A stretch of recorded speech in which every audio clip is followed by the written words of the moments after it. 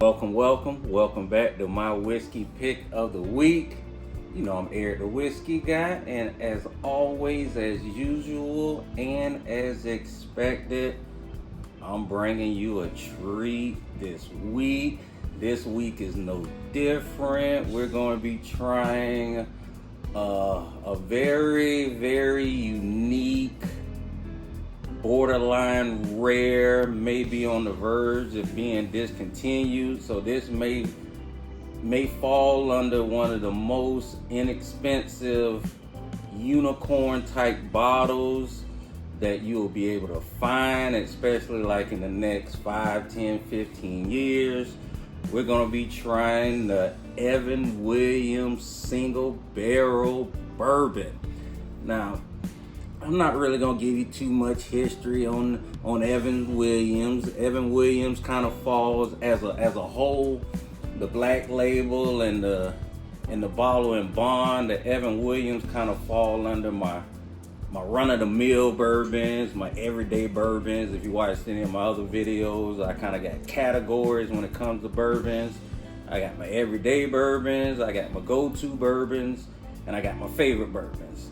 Now, this single barrel, no matter how much if I love it, if I like it, it can't be my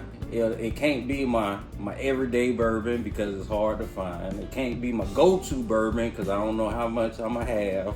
But it can fall under a bourbon, a bottle that I would keep and just have in my collection to say that I either enjoyed it or I liked it or I didn't like it. But I've had the Black Label Evan Williams so much that it's something that I can talk about. I can go down memory lane when it goes to Evan Williams. One of my favorite things about Evan Williams, before I even started drinking it, I've been hearing this for probably close to 25, maybe 30 years.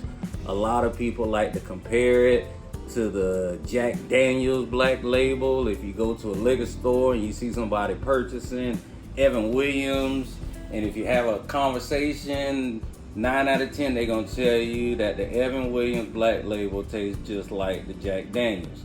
And no, it doesn't. They just got similar bottles, the brand, the label. That's the only thing they got in common. Other than that, one is Kentucky straight bourbon and the other one is Tennessee whiskey. Two different categories. They not even on the same playing field, if you want to put it like that. But I'm kind of excited to see how this is.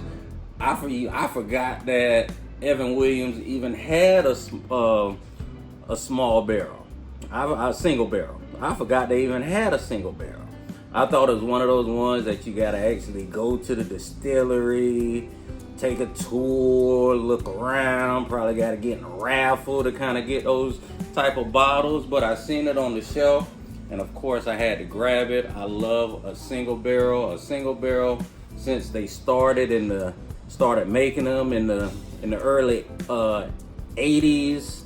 It's the bottle that's pretty much the closest thing they can guarantee to consistency as you can get when you have a single barrel.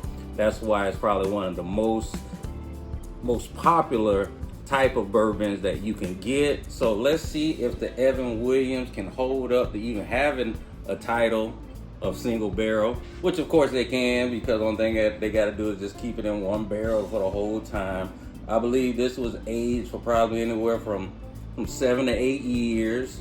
So it's in a great point as far as like the maturity of it.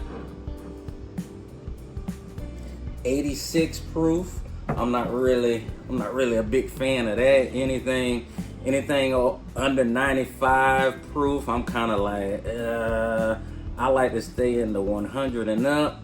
But it should have a smoothness, and as far as this bottle, comes in like around $35, $40. So it's kind of in that range as far as a single barrel. I can't really compare it to anything just yet without trying it.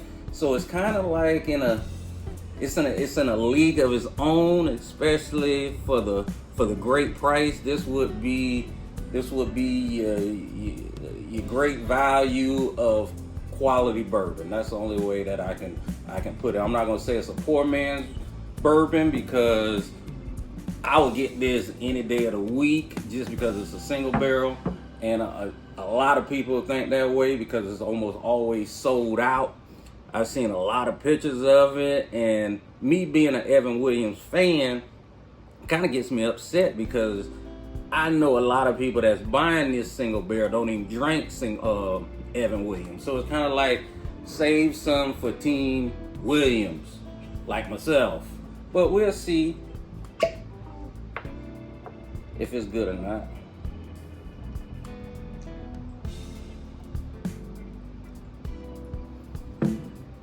Oh, it got a good smell to it. It kind of got that Kentucky Bourbon Trail smell to it. You can definitely tell it's in that. Not only is it in that region, it's in that zip code.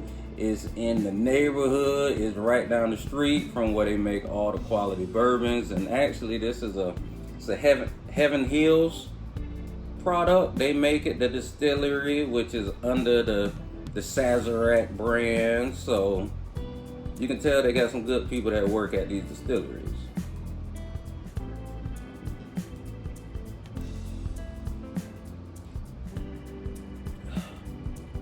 Definitely the best Evan Williams that I ever had. This is it. I can see why this is one of their flagship bottles.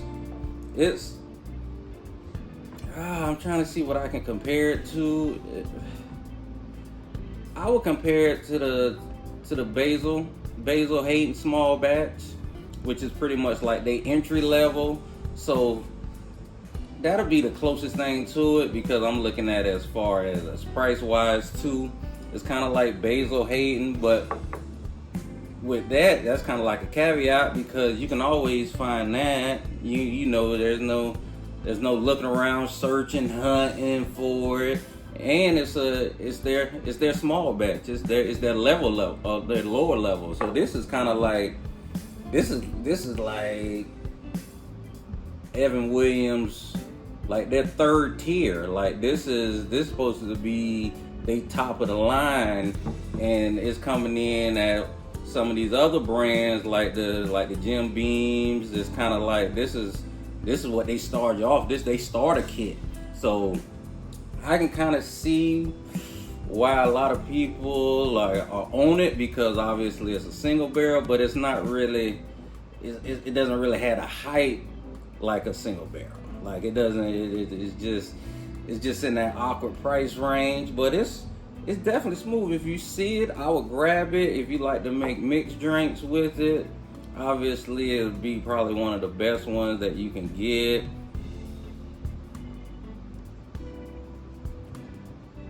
It's definitely a smooth pour. I really like it, but again, if you can't find it anywhere, like if I go in the store, like I went in the store and they had like 2 bottles left. Now I should have grabbed both of them, but I just grabbed one. But it's one of those ones where I'm not gonna go up and ask the people, do they have Evan Williams small barrel in the back? I'll just find something. Like if I want something like Evan Williams small single barrel, I'm probably just gonna get the Basil or even like the Knob Creek 9, anything that's kind of in that $40 range that I know is good. But this is definitely if you take this to like a housewarming party, nobody will complain if they drink bourbon. Now if they don't drink bourbon and you know they just gonna do shots, then you can just bring the Black Label. It really don't matter if they put a quart of Coke in it. It don't really matter. So as far as like a sipping, you want to just sit back and just really taste and enjoy the bourbon by itself. I would recommend getting the single barrel. You can't go wrong. It's the company itself been around since 1783, but they kind of had their ups and downs. They went out of business probably 30 times since then, and they kind of bounced back in the early 50s. So I'm gonna assume that they got a new recipe and it's really paid off. And That's probably the only company that has actually piggybacked off of Jack Daniels, because it says it's one of the most popular bourbons in the world, and the reason why is because people, they so used to seeing, they recognize the Jack. So if you see a bottle that looks similar to Jack, they point to it. You know, they numbers going up. So they did a great job. That's probably the best marketing strategy that they had. But if you see the Evan Williams, or if you're ever in Louisville, because I believe that's where the distillery is located, it's worth waiting in line. They also got a 12-year. So if you're in the Louisville area, let me know. I may have you just run over there and grab me one. You may have to wait in line like you at the theme park, but it's definitely a good sip.